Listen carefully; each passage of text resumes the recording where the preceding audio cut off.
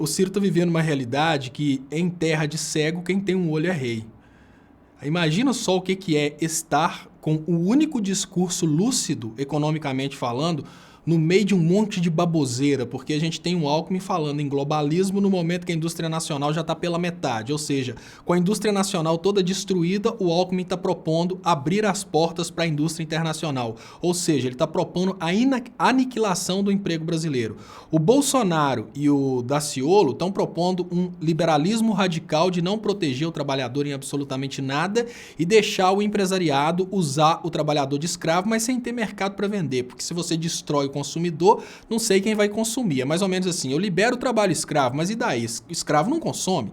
Né? Aí chega o Boulos, infelizmente o Boulos está sacrificando a candidatura dele exatamente para alertar a população a respeito da perseguição ao ex-presidente Lula e chamando a atenção também das baboseiras do Bolsonaro. Ou seja, o Boulos entrou mais para alertar a população do que para se propor como candidato. O Álvaro ele não vai conseguir, tem ali uma crise de carisma, não adianta ele falar que ele é menino bom e nunca se corrompeu, ele não vai conseguir chegar à população brasileira. E numa brincadeira dessa, a gente tem uma realidade onde algumas pessoas declaram voto a Marina Silva porque teve um passado triste, e nesse momento eu peço para vocês votarem em mim para presidente da Ursal, porque eu também tive um passado triste, eu não sei se isso só é suficiente, mas enfim, a gente tem a Marina Silva com um passado triste, o resto é aquela baboseira danada e o Ciro como o único com um discurso coerente lá dentro.